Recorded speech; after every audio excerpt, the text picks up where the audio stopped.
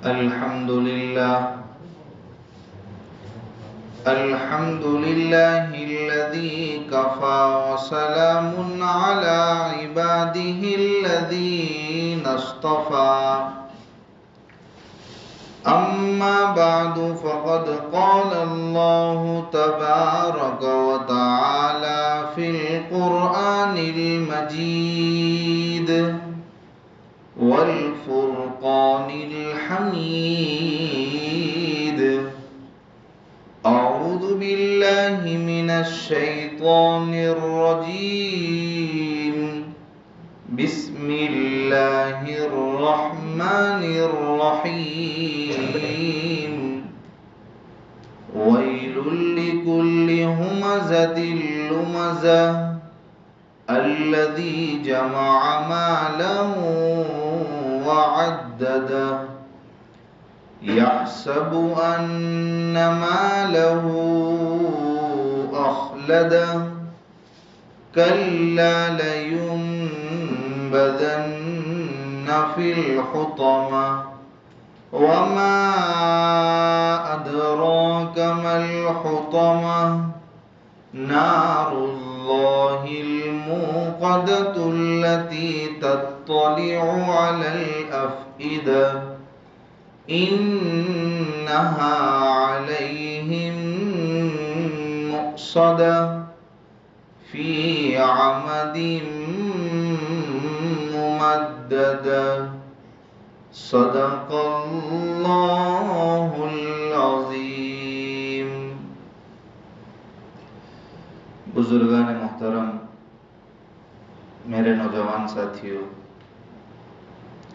آپ حضرات کے سامنے سورہ ہمزہ کی تلاوت کی گئی. آج اس کی تفسیر آپ کے سامنے پیش کی جائے گی. اس سورت کا بھی ایک شان نزول ہے، شان ورود ہے. اس سورت کے نازل ہونے کی ایک وجہ ہے، ایک سبب ہے، ایک واقعہ ہے. قبل اس کے کہ ہم شان نزول آپ کے سامنے بیان کریں، آپ سورت کے ترجمے کو غور سے سماعت فرمائیں تاکہ آگے جو شان نزول بیان کیا جائے اور اس کے ماتحت میں، اس کی روشنی میں جو باتیں آوے وہ ہمارے دلوں کے اندر اچھی طرح اترے. اللہ تبارک و تعالی فرماتے ہیں وَيْلٌ لِكُلِّ هُمَزَةٍ لُمَزَةٍ. ویل بڑی برائی ہے. آگے آیا تھا نا فَوَيْلٌ لِلْمُصَلِّينَ. بڑی برائی ہے اور بڑی ہلاکت ہے اس آدمی کے لیے جو پیٹھ کے پیچھے دوسروں پر عیب لگاتا ہے اور منہ زبانی منہ پر لوگوں کو طعنہ دینے کا عادی ہے. لمزہ کے معنی پیٹھ کے پیچھے دوسروں پر عیب لگانے والا اور ہمزہ کے معنی منہ پر طعنہ دینے والا. اور اس کا برعکس بھی کر سکتے ہیں کہ لمزہ کا معنی منہ پر طعنہ دینے والا اور ہمزہ کا معنی منہ پر طعنہ دینے والا اور لمزہ کا معنی پیٹھ کے پیچھے دوسروں پر عیب لگانے والا. خیر ترجمہ یہ ہوا بڑی برائی ہے اس آدمی کے لیے جو پیٹھ کے پیچھے دوسروں پر عیب لگانے والا ہے اور منہ زبانی منہ پر لوگوں کو طعنہ دینے کا عادی ہے. الذی جمع مالا وعددہ. جس نے مال کو اکٹھا کر رکھا ہے اور گن گن کر رکھتا ہے. یحسب ان مالہ اخلدہ. وہ یہ سمجھتا ہے کہ اس کا مال اس کو ہمیشہ زندہ رکھے گا. کلا. اللہ فرماتے ہرگز نہیں. لَيُنبَذَنَّ فِي الْحُطَمَةِ. بلکہ اس کو اس چیز میں ڈال دیا جائے گا جو اس کو چورا چورا کر دے گی، توڑ پھوڑ کر رکھ دے گی. وَمَا أَدْرَاكَ مَا الْحُطَمَةُ. آپ کو کیا معلوم، تمہیں کیا معلوم کہ وہ چورا چورا کر دینے والی چیز کیا ہے.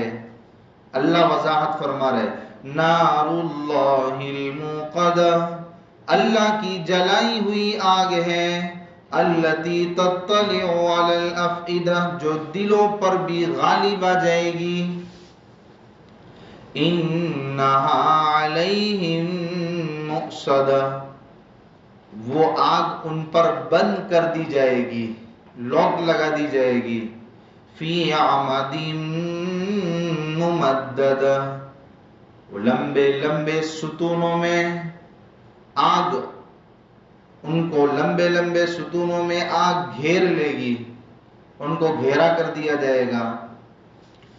یہ ترجمہ آپ حضرات نے سورہ ہمزہ کا سنا۔ اب آپ اس سورت کا شان نزول سمجھیے۔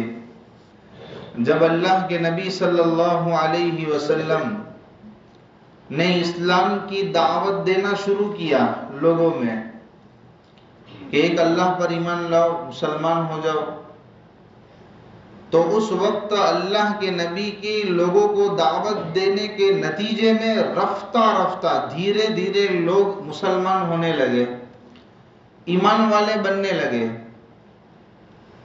اور آہستہ آہستہ ایمان والوں کا حلقہ، ایمان والوں کی تعداد، ایمان والوں کی گنتی اور سنکھیا بڑھنے لگی۔ مکہ کے سرداروں کو یہ دیکھا نہیں گیا، ان کو خدشہ ہوا، ان کو خوف محسوس ہوا، خطرہ ہوا کہ کہیں ان لوگوں کی تعداد بڑھتے بڑھتے اتنی نہ ہو جاوے کہ ہماری سرداری اور ہماری چودراہٹ، ہماری سیادت ملیا میٹ ہو جاوے۔ وہ ڈرنے لگے، لہذا انہوں نے اللہ کے نبی صلی اللہ علیہ وسلم سے اور ان ایمان والوں سے دشمنی مول لی، عداوتیں شروع کر دی، اور پیٹھ کے پیچھے وہ غیبتیں کرنے لگے اللہ کے نبی کی، اور ان پر چھپ کر غائبانہ طور پر اللہ کے نبی پر اور ایمان والوں پر طعن و تشنیع کرنے لگے، اور بسا اوقات کھلم کھلا اللہ کے نبی کے روبرو ایمان والوں کے سامنے ہی سامنے طعن و تشنیع کرتے۔ یہ ان کے کرتوت کو بیان کیا گیا ہے، ان کی حرکتوں کو اللہ تبارک و تعالیٰ نے یہاں ذکر کیا ہے۔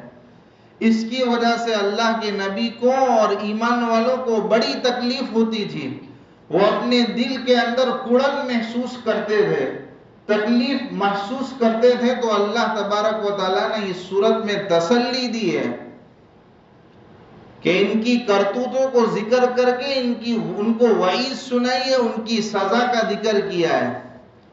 اس کے علاوہ بھی قرآن کی دیگر آیتوں کے اندر اللہ تبارک و تعالیٰ نے ان کی ان حرکتوں کو اور ان کی ان تکلیفوں کی وجہ سے اللہ کے نبی کو اور ایمان والوں کو صبر و استقامت اور صبر و تقوی کی تلقین کی ہے۔ لہذا ایک آیت مبارکہ سنیے، اللہ تبارک و تعالیٰ قرآن کریم میں فرماتا ہے وَلَقَدْ نَعْلَمُ أَنَّكَ يَضِيقُ صَدْرُكَ بِمَا يَقُولُونَ، اے نبی جی ہم جانتے ہیں ان کی باتوں کی وجہ سے آپ کا دل تنگ ہوتا ہے۔ فَسَبِّحْ بِحَمْدِ رَبِّكَ وَكُن مِّنَ السَّاجِدِينَ، لیکن آپ صبر کیجئے، اپنے رب کی حمد کے ساتھ تسبیح بیان کیجئے اور سجدہ کرنے والوں میں سے ہو جائیے، بن جائیے۔ وَاعْبُدْ رَبَّكَ حَتَّى يَأْتِيَكَ الْيَقِينُ، اور اپنے رب کی عبادت کرتے رہیے، کب تک؟ موت تک۔ خیر، اس آیت میں اور اس کے علاوہ بہت ساری آیتوں کے اندر اللہ کے نبی کو اور صحابہ کو ان کی کرتوتوں کا جواب دینے سے منع کیا ہے، اور ان کی حرکتوں کو جواب دینے سے منع کیا کہ وہ بکتے رہیں، غیبتیں کرتے رہیں، طعن و تشنیع کرتے رہیں۔ آپ کو ان کا جواب دینے کی ضرورت نہیں ہے، آپ صبر و تقوی سے کام لیجئے، عبادت میں مصروف رہیے۔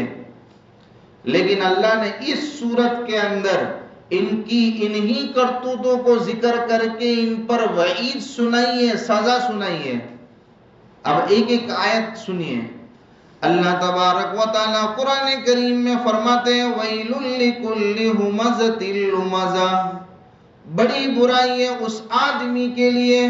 پہلے یہ بات سمجھیے، اللہ کے نبی صلی اللہ علیہ وسلم اور صحابہ پر طعن و تشنیع کرنے والے اور پیٹھ کے پیچھے غیبتیں کرنے والوں کی انہی کی سزا کا بیان ہو کہ ان کی وجہ سے یہ صورت نازل ہوئی ہے، یہ نہیں ہے، بلکہ اللہ تبارک و تعالیٰ نے عمومی انداز اپنایا ہے کہ ان لوگوں پر بھی یہ وعید ہے، عذاب ہے، اور رہتی دنیا تک، قیامت تک اگر کوئی ایسی حرکتیں کرتا ہے اور ایسی کرتوت کرتا ہے تو وہ بھی اس وعید کا برابر کا حقدار ہے. بڑی برائی ہے اس آدمی کے لیے جو پیٹھ کے پیچھے برائی کرتا ہے، لوگوں کے عیوب کو کھولتا ہے. بہت خطرناک گناہ ہے یہ. اور کچھ تو اتنے منہ فاٹک ہوتے ہیں کہ زبان پر ہی طعن و تشنیع شروع کر دیتے ہیں، تو ایسا ہے ویسا ہے. یہ برائیاں اگر آج کے زمانے کے اندر بھی اگر کسی انسان میں موجود ہے تو اس کو فکر مند ہونے کی ضرورت ہے، اس لیے کہ اس کا عذاب اور اس کی وعید اتنی خطرناک ہے. اچھا، یہ دو باتیں، یہ دو برائیاں کیوں جنم لیتی ہے؟ آگے اللہ نے فرمایا الذی جمع مالا وعددہ، مال، دولت جس کے پاس یہ جمع ہو جاتی ہے، اکٹھا ہو جاتی ہے، تو اس کو گن گن کر رکھتا ہے، اور مال کا غرور اور مال کا تکبر اس کو اس بات پر مجبور کرتا ہے کہ بھی تیرا کون بال باقا کر سکتا ہے، تجھے کون کہنے والا، تیرے سامنے کوئی انگلی بھی نہیں اٹھا سکتا، تو جیسے چاہے منہ فاٹک، منہ پھٹ، جیسا چاہے بول، جس کو چاہے تکلیف دے، حسد کر، غیبت کر، جل کسی سے، تیرا کوئی کچھ نہیں بگاڑ سکتا. الذی جمع مالا وعددہ. خیر، تین برائیوں کی طرف اشارہ کیا گیا. پہلی برائی کے پیٹھ کے پیچھے دوسروں پر عیب لگانا. دوسری برائی اسی کے ساتھ ساتھ میں ملی ہوئی ہے کہ زبانی طعن و تشنیع کرنا منہ پر، اور ایک کے مال کو گن گن کے رکھنا. الذی جمع مالا وعددہ، ایک تو ہے کہ مال کو جمع کرنا، ذخیرہ اندوزی کرنا، اور ایک ہے وعددہ کہ مال کو بار بار گننا، ختم نہ ہو جاوے. تو یہ مستقل دو برائی ہے کہ گن گن کے مال رکھتا ہے وہ، یعنی اتنا بخیل ہے، بخل سے کام کرتا ہے کہ اپنی ذات پر بھی خرچ نہیں کرتا. اور دوسرا یہ کہ مال کی اتنی حرص ہے کہ بس جمع ہی کرتا رہے، جمع ہی کرتا رہے. ایک پلاٹ ہے، دوسرا پلاٹ آ جاوے، ایک دکان ہے، دوسری دکان کا میں کیسے مالک بن جاؤں، ایک گھر ہے، دوسرے گھر کا میں کیسے مالک بن جاؤں، اتنا مال ہے تو اتنا مال میرے پاس کیسے آ جاوے. تو اس کی فکر میں لگا رہتا ہے، حرص و طمع میں لگا رہتا ہے. تو یہ بھی مستقل دو برائیاں ہیں. انہی برائیوں کی نتیجے میں مال کے، دولت کے غرور اور گھمنڈ کے نتیجے میں پھر دوسری برائیاں جنم لیتی ہے کہ آدمی اپنے آپ کو آئی ایم سم تھنگ سمجھتا ہے، اپنے علاوہ کو زیرو سمجھتا ہے، فیل سمجھتا ہے. یہی وجہ ہوتی ہے کہ وہ ایسی حرکتیں کر بیٹھتا ہے اور ان وعیدوں کا حقدار ہو جاتا ہے. اللہ تبارک و تعالیٰ ان مال والوں کے جن کو اپنے مال پر غرور ہے، میرے بھائیوں مال ایسی چیز ہے کہ اگر انسان چاہے تو مال کے ذریعے سے بھی اللہ کا تقرب حاصل کر سکتا ہے. شریعت نے مالدار کو جن چیزوں پر اور جن جگہوں پر مال خرچ کرنے کی تلقین کی ہے اور جائز جگہ پر وہ اپنا مال استعمال کرے تو وہی مال اس کے لیے اللہ کے تقرب کا ذریعہ بن جاتا ہے. لیکن اگر مال کی وجہ سے وہ تکبر کرے، اپنے آپ کو اتنا بڑا سمجھے کہ دوسروں کو کچھ بھی نہ سمجھے اور ان کے سامنے وہ تانے دیوے، ان کی طعن و تشنیع کرے، ان کو چھوٹا سمجھے، حقیر سمجھے، تو پھر یہ مال اس کے لیے وبال جان بن جاتا ہے. اور ایسے ہی لوگوں کے بارے میں قرآن کہتا ہے اَيَحْسَبُ أَنَّ مَالَهُ أَخْلَدَ، کیا یہ لوگ مال والے یہ سمجھتے ہیں کہ ان کا مال ان کو ہمیشہ زندہ رکھے گا، موت نہیں آئے گی ان پر. میرے بھائیوں یہ دنیا، اس کا کوئی ٹھکانہ نہیں ہے کہ یہ ہمیشہ ہمیشہ کے لیے باقی رہے، بلکہ ختم ہونے والی چیز ہے. تو تو اور تیرا مال کب تک باقی رہے گا؟ اللہ قرآن کریم میں فرماتا ہے کل من علیہا فان، ساری چیزوں کو فنا ہو جانا ہے. لہذا مال پر مت اتراؤ، اپنی دولت پر مت اتراؤ، اور اس کے نشے میں آ کر ایسے گناہ مت کر بیٹھو، اس لیے کہ آگے وعید بڑی خطرناک ہے۔ یہ تو برائیاں ان کے کرتوت نبی کے ساتھ، صحابہ کے ساتھ بیان کیے گئے، اور آج کے زمانے میں اگر کسی کے اندر یہ برائی ہے تو یہ تو خالص برائیوں کا تذکرہ ہے۔ آگے سنیے کیا کیا وعیدیں بیان کی ہیں۔ کلا، اگر وہ یہ سمجھتے ہیں کہ وہ اپنے مال سے اپنے آپ کو بچا لیں گے اور اپنے آپ کو بڑا سمجھتے ہیں کہ کوئی ہمارا کچھ نہیں بگاڑ سکتا، تو یہ تمہارا بھرم ہے، تمہاری خام خیالی ہے، ہرگز نہیں، ایسا نہیں ہے۔ اللہ فرماتے ہیں لَيُنبَذَنَّ فِي الْحُطَمَةِ، بلکہ ایسے لوگوں کو جن کے اندر یہ برائیاں ہیں، جو لوگ ایسے کرتوت کرتے ہیں، گناہ کرتے ہیں، نبی کی شان میں گستاخی کرتے ہیں، ایمان والوں کو تکالیف پہنچاتے ہیں اپنے مال کی وجہ سے، ان کا انجام بیان کیا گیا کہ ان کو ایسی جگہ میں ڈال دیا جائے گا جو اس کو چورا چورا کر دے گی، توڑ پھوڑ کے رکھ دے گی۔ اچھا، وہ چورا چورا کرنے والی چیز کیا ہے ہمیں نہیں پتا، اللہ فرما آپ کو کیا معلوم؟ پھر اللہ خود ہی وضاحت فرما رہے ہیں کہ وہ چورا چورا کرنے والی چیز نار اللہ الموقدہ، وہ اللہ کی جلائی ہوئی آگ ہے، اور وہ اللہ کی جلائی ہوئی آگ کی سختی کیسی ہے، کتنی خطرناک آگ ہے، وہ آگے فرما رہے ہیں التی تطلع علی الافئدہ، کہ یہ دلوں پر بھی غالب آ جائے گی، اس آگ کا اثر دلوں پر ہوگا۔ دنیا کی آگ ہوتی ہے، دنیا کی آگ، اگر کوئی آدمی دنیا کی آگ میں جل جاوے تو پہلے اس کی کھال پر اس کا اثر ہوتا ہے، پھر اس کے بعد ہڈی پر اثر ہوتا ہے، پھر تیسرے نمبر پر جا کر گوشت پر اثر ہوتا ہے، اور یہاں تک پہنچتے پہنچتے آدمی خلاص ہو جاتا ہے، دنیا سے چلا جاتا ہے، دل تک پہنچنے کی نوبت ہی نہیں آتی۔ لیکن قیامت میں جہنم کی آگ اور اللہ کی جلائی ہوئی آگ ایسی ہے کہ وہ تو دل تک بھی پہنچے گی، اس لیے کہ ہمارا عقیدہ ہے، ہم سب یہ مانتے ہیں کہ آخرت میں کوئی موت بہت نہیں آنے والی، بلکہ موت کو بھی موت آ جائے گی، وہاں کی زندگی کوئی زندگی نہیں، جہنم والوں کی اور آگ والوں کی زندگی کوئی زندگی نہیں، اور موت تو آنے والی ہی نہیں ہے۔ لہٰذا یہ آگ کے اثرات بدن سے ہوتے ہوئے، کھال سے ہوتے ہوئے، ہڈیوں سے ہوتے ہوئے اور گوشت سے ہوتے ہوئے دل تک بھی اس کا اثر پہنچے گا، اور اس کی تکلیف ناقابل برداشت ہوگی۔ آگے اللہ تبارک و تعالیٰ فرماتے ہیں اِنَّهَا عَلَيْهِمْ مُؤْصَدَةٌ، وہ آگ ان پر بند کر دی جائے گی۔ کسی چیز کو ڈبے کے اندر قید کر لو، آگ جلاؤ، پھر اس کے اوپر کوئی چیز رکھ لو تو اس کی سختی میں مزید بڑھاوا ہو جاتا ہے، تو یہاں آگ کو ڈھک دیا جائے گا، اس لیے کہ آگ کو کھلی چھوڑ دیا جائے، کھلی فضا میں چھوڑ دیا جائے تو آپ دیکھیں گے کہ اس کی حرارت، اس کی گرمی میں ڈاؤن آ جائے گا، وہ دھیرے ہو جائے گی، اور اس کی کیفیت وہ سختی والی ویسی نہیں رہے گی۔ لیکن اس کو ڈھک دیا جائے، اس کو بند کر دیا جائے تو وہ کم وقت کے اندر بہت زیادہ تیز اور گرم ہو جاتی ہے، اور اس کے اثرات بھی بہت خطرناک ہوتے ہیں۔ تو اللہ فرماتے ہیں کہ اللہ کی جلائی ہوئی آگ کی سختی کیا کم تھی کہ اس کو بند کر دیا جائے گا ان لوگوں پر، جس کی وجہ سے ایسی آگ ہو جائے گی کہ اس کی تکلیف ہم برداشت نہیں کر سکیں گے۔ اس لیے اپنے آپ کو، اگر ہمارے اندر یہ برائی ہے کہ مال کا غرور اور مال کا گھمنڈ، اس کی وجہ سے ہم دوسرے لوگوں کی غیبتیں کرتے ہیں، ان پر طعنے دیتے ہیں، تو یہ ہمارے لیے خطرے کی گھنٹی ہے۔ اپنے آپ کو ان گناہوں سے بچاؤ۔ دنیا کے اندر ہم نے 3 گرمیوں کا ادراک کیا ہے، ہم نے خالی 3 گرمیوں کو دیکھا ہے، چوتھی گرمی کو ہم نے دیکھا نہیں ہے۔ وہ اللہ، دعا کرو اللہ سے اللہ اس گرمی کو ہمیں نہ دکھائے، اللہ ہم کو جنت کی خوشحالی نصیب فرمائے۔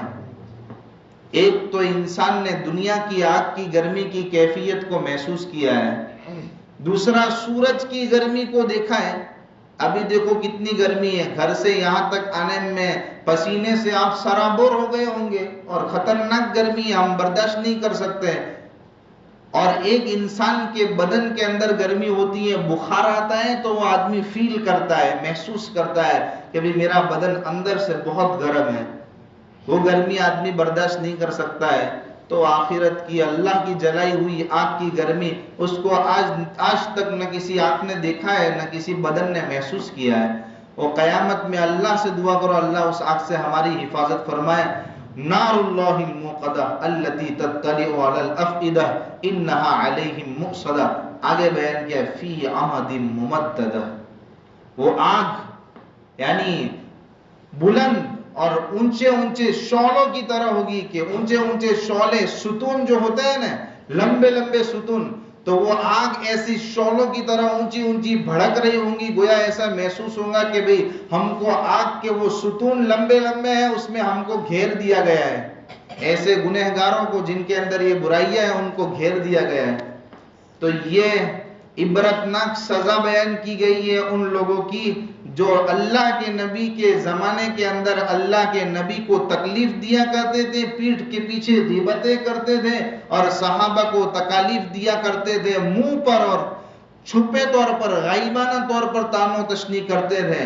اور یہ اس زمانے کے ساتھ مخصوص نہیں ہے، پھر کہتا ہوں آج کے زمانے بھی کچھ مردود لوگ اور کچھ گمراہ لوگ ایسے موجود ہیں جو آج بھی اللہ کے نبی کی شان اقدس میں گستاخیاں کرتے ہیں، اور اللہ کے نبی کو نعوذ باللہ آج بھی ان کی پیٹھ کے پیچھے غیبتیں ہو رہی ہیں اور طعن و تشنیع کرتے ہیں صحابہ پر۔ تو ایسے لوگوں کا انجام بھی یہی ہے۔ خیر، سورہ ہمزہ کی تفسیر مکمل ہوئی۔ ایک مسلمان جب اللہ کے نبی کی شان اقدس میں گستاخی ہو، صحابہ کی شان اقدس میں گستاخی ہو، تو اس کا خون کھول اٹھتا ہے، وہ اس کا دل برداشت نہیں کر سکتا، وہ چاہتا ہے کہ میں کیا کروں کہ اس ظالم کو میں کیسے نقصان پہنچاؤں۔ تو میرے بھائیوں، آج کے زمانے میں بھی ایسی حرکتیں ایسی کرتوت ہوتی ہیں، لیکن ہمیں سنجیدگی سے کام لینا ہے، کوئی ایسا قدم نہیں اٹھانا جس کی وجہ سے اسلام داغدار ہو، مسلمان داغدار ہو۔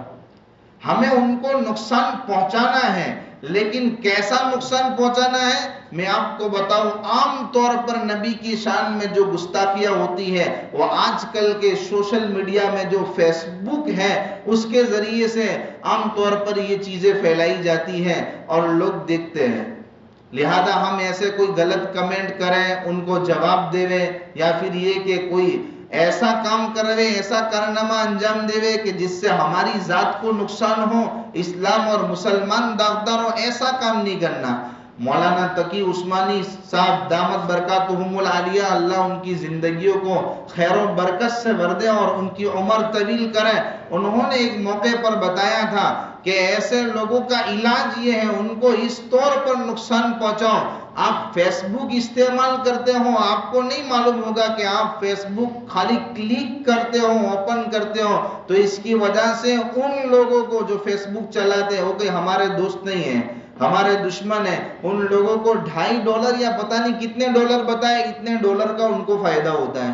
ہمارے نوجوان حضرات دن بھر میں پتہ نہیں کتنی مرتبہ فیس بک کو ان کی عادت بن چکی ہے، ان کی فطرت بن چکی ہے، استعمال کر رہے ہیں، اور ہم ان کو کتنے ڈالر کمانے کے لیے ان کو موقع فراہم کر رہے ہیں، پھر وہ ایسی کرتوت کرتے ہیں، ایسی حرکتیں کرتے ہیں۔ مولانا تقی عثمانی فرماتے ہیں اس کا علاج یہ کرو، آپ فیس بک چلانا بند کر دو، ان کو پیسوں کی مار دو، ان کو ہاتھوں کی، زبانوں کی اور کمنٹوں کی مار سے آپ ان کا کچھ نہیں بگاڑ سکتے ہو، آپ ان کو پیسوں کی مار دو، فیس بک چلانا بند کرو، دیکھو ان کو کیسے وہ سیدھے ہوتے ہیں، تب جا کر وہ سیدھے ہوں گے اور ان کی یہ حرکتیں اور کرتوت بند ہوں گی۔ یہ ماڈرن زمانے کے اعتبار سے، آج کے زمانے کے اعتبار سے بہترین حیلہ ہے، اور ضرورت تھی، کتابوں میں لکھا ہے تفسیر کی، اس لیے آپ حضرات کو اس سے روبرو کرایا گیا۔ اللہ تبارک و تعالیٰ اس صورت کے اندر جو برائیاں بیان کی گئی ہے ہم کو اس سے خوب بچنے کی توفیق نصیب فرماوے، اور گستاخان رسول جو دنیا کے اندر موجود ہے ان کا خاتمہ فرماوے، ان کے حق میں ہدایت لکھی ہو تو ان کو ہدایت سے مالا مال فرماوے، اور اللہ تبارک و تعالیٰ تا دم حیات ہمیں اسلام پر ثابت قدم فرماوے، ایمان کے ساتھ ہمارا خاتمہ فرماوے۔ اس دعا کے ساتھ آج کا درس قرآن ختم ہوتا ہے. کل اگر 30واں رمضان ہوا تو انشاءاللہ سورہ عصر کی تفسیر آپ کے سامنے پیش کی جائے گی. صدق اللہ علیہ وسلم.